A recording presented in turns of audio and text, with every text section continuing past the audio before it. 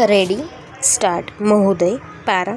काही दिवसांपूर्वी केंद्र सरकारतर्फे राज्यातील उपसा सिंचन योजनांबाबत कोणत्या प्रकारची कर आकारणी केली जावी यासंबंधी मार्गदर्शन करणारे जे परिपत्रक आपणाला पाठविण्यात आले आहे, त्या परिपत्रकाच्या अनुषंगाने पाटबंधारे विभाग प्रमुखांच्या आदेशावरून मी आपणाला हे पत्र पाठवित आहे.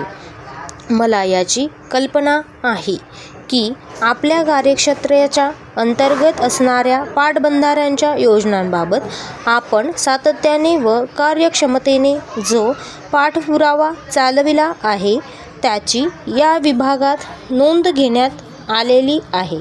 परंतु तरीही मला आपणास असे सुचवावयासे वाटते, या कार्यक्षेत्रात अंतर्गत असलेल्या विविध पाटबंधारे योजनांपैकी ज्या उपसा सिंचन योजना आहेत त्या कितपत प्रभावीपणे आपले कार्य करीत आहेत याची काळजी आपण घेणे आवश्यक आहे.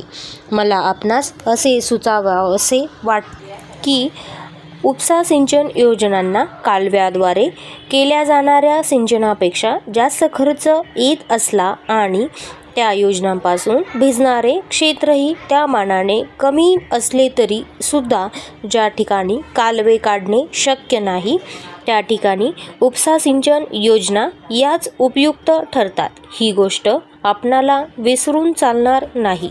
पावसाच्या पाण्यावर अवलंबून असणारी शेती भरवशाची नसल्यामुळे शेतीला बारामाही पाणी हमखास कसे मिळेल याची जास्तीत जास्त तरतूद या राज्यात केली जाणे आवश्यक आहे. उपसा सिंचन योजनांकरिता येणारा खर्च जास्त असल्यामुळे शेतकरी या योजना घेण्यास उत्सुक नसतात.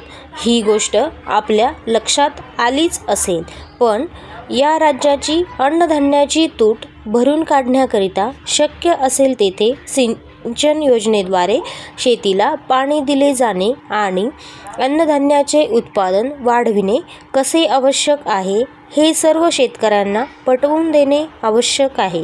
म्हणून आपणास विनंती आहे की आपल्या कार्यक्षेत्राखाली असलेल्या विभागातील शेतकऱ्यांच्या गाववार किंवा तालुकानिहाय परिषदा आपण आयोजित कराव्यात आणि शेतकऱ्यांना शेतीसाठी सिंचन योजनांचे पाणी वापरणे कसे फायद्याचे आहे हे त्यात पटवून द्यावे. सुरुवातीला या योजनांकरिता येणारा खर्च जास्त दिसत असला तरीही भविष्यकाळात शेतकऱ्यांचे उत्पादन वाढल्यानंतर ते फायद्याचेच कसे ठरते हे वर सुचविल्याप्रमाणे खेडोपाडी परिषदा घेऊन व चर्चा करून शेतकऱ्यांना पटवून द्यावे.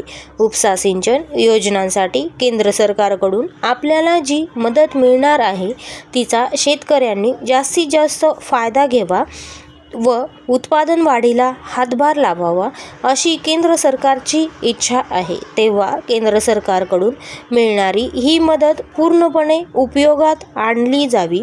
या दृष्टीने आपण कोणती पावले उचलली आहेत याची माहिती कृपा करून या विभागाला येत्या 3 महिन्यांच्या आत कळवावी अशी आपणाला विनंती करण्यासाठी मी हे पत्र लिहित आहे. आम्हाला खात्री आहे की या राज्याचा भावी विकास लक्षात घेऊन आपण या कामात आम्हाला सहकार्य द्याल. आपला स्टॉप.